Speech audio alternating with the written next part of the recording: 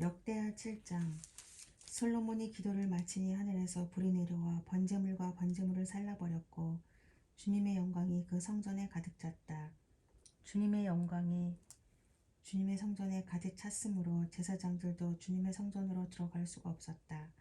이렇게 불이 내리는 것과 주님의 영광이 성전에 가득 찬 것을 보고 이스라엘 모든 자손은 돌을 깎아 포장한 광장에 엎드려 경배하며 주님께 감사하여 이르기를 주님은 선하시다. 그 인자하심이 영원하다 하였다. 이렇게 한 다음에 왕과 모든 백성이 주님 앞에 제사를 드렸다. 솔로몬 왕은 소 22,000마리와 양 12만 마리를 제물로 바쳤다. 이와 같이 왕과 모든 백성이 하나님의 성전을 봉헌하였다. 그때 제사장들은 직분에 따라 제각기 자기 자리에 섰고 레위 사람들도 주님을 찬양하는 악기를 잡고 섰다. 이 악기는 다윗 왕이 레위 사람들을 시켜 주님의 인자하심이 영원함을 감사하게 하려고 만든 것이었다. 제사장들이 레위 사람을 맞은편에 서서 나팔을 부는 동안에 온 이스라엘은 서서 있었다.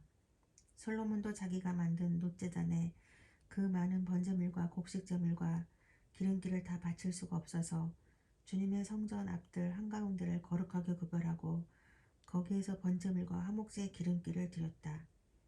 그때 또 솔로몬은 이래 동안 절기를 지켰는데 하맛 어기에서부터 이집트 적경에 이르는 흐르는 강내까지 이르는 넓은 지역에 사는 대단히 큰 회중인 온 이스라엘이 그와 함께 모였다. 첫 이래 동안은 제단을 봉헌하였고 둘째 이래 동안은 절기를 지켰다. 그리고 여드레째 되는 날 마감 성회를 열었다. 왕이 백성들을 그들의 장막으로 돌려보낸 것은 일곱째 달 23일이었다. 백성은 주님께서 다윗과 솔로몬과 주님의 백성 이스라엘에게 내리신 은혜 때문에 진심으로 기뻐하며 흐뭇한 마음으로 돌아갔다. 솔로몬은 주님의 성전과 왕궁을 다 짓고 주님의 성전과 그의 왕궁에 대하여 그가 마음속으로 하고자 한 모든 것을 성공적으로 다 이루었다. 그때 주님께서 밤에 솔로몬에게 나타나셔서 말씀하셨다. 내가 이제 내 기도를 듣고 이곳을 택하여 내가 제사를 받는 성전으로 삼았다. 들어라, 내가 하늘을 닫고 비를 내리지 아니하거나 메뚜기를 시켜 땅을 황폐하게 하거나 나의 백성 가운데 연병이 돌게 할 때에 내 이름으로 일컫는 나의 백성이 스스로 겸손해져서 기도하며 나를 찾고 악한 길에서 떠나면 내가 하늘에서 듣고 그 죄를 용서하여 주며 그 땅을 다시 번영시켜 주겠다. 이제 이곳에서 드리는 기도를 내가 눈을 뜨고 살필 것이며 귀담아 듣겠다. 내가 이제 내 이름이 이 성전에 길이길이 머물게 하려고 이 성전을 선택하여 거룩하게 하였으니 내 눈길과 마음이 항상 이곳에 있을 것이다. 너는 내 앞에서 내 아버지 다윗처럼 살아라.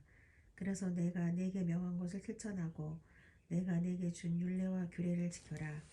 그러면 내가 내 아버지 다윗에게 내 자손 가운데서 이스라엘을 다스릴 사람이 끊어지지 않게 하겠다 하고 언약한 대로 내 나라의 왕자를 튼튼하게 해주겠다.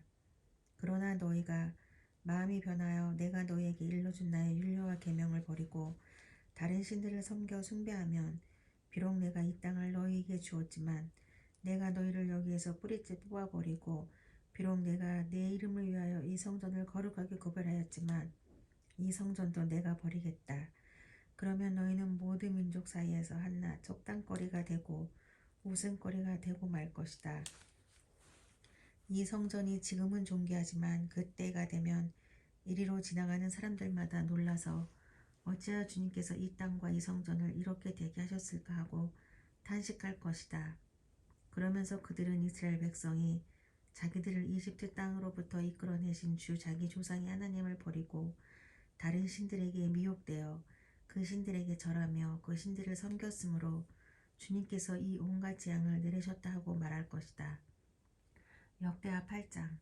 솔로몬이 주님의 성전과 자기의 궁전을 다 짓는 데에 소매가 걸렸다. 곧이어 솔로몬은 하람에게서 얻은 성읍들도 다시 건축하여 거기에 이스라엘 자손을 살게 하였다. 솔로몬은 또 하마소바로 가서 그 성읍을 점령하였다. 그는 또 강야에 다드모를 건축하고 모든 양곡 저장 성읍들은 하맛에다가 건축하였다. 또 위 베호론과 아래 베호론에 성벽을 쌓고 문들을 만들어 달고 빗장을 질러 그곳을 요새 성읍으로 만들었다. 또 솔로몬은 자기에게 속한 바알락과 양곡 저장 성읍들과 병거 주둔 성읍들과 기병 주둔 성읍들을 세웠다. 그래서 솔로몬은 예루살렘과 레바논과 그가 다스리는 모든 지역 안에 그가 계획한 모든 것을 다 만들었다. 이스라엘 자손이 아닌 헷 사람과 아모리 사람과 브리스 사람과 히윗 사람과 여부스 사람 가운데서 살아나온 백성이 있었다. 솔로몬은 이 사람들을 노예로 삼아 강제 노동에 동원하였다. 그들은 이스라엘 자손이 다 멸하지 않고 그 땅에 남겨둔 사람의 자손이다. 그래서 그들은 오늘날까지도 노예로 남아있다. 그러나 솔로몬은 이스라엘 사람들 가운데서는 어느 누구도 노예로 삼아 일을 시키지 않았다. 이스라엘 사람은 솔로몬의 군인 관리들을 통솔하는 최고 지휘관, 병거대 지휘관과 기병대가 되었다.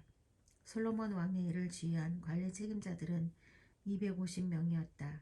그들은 백성을 감독하는 권한을 가진 사람들이다.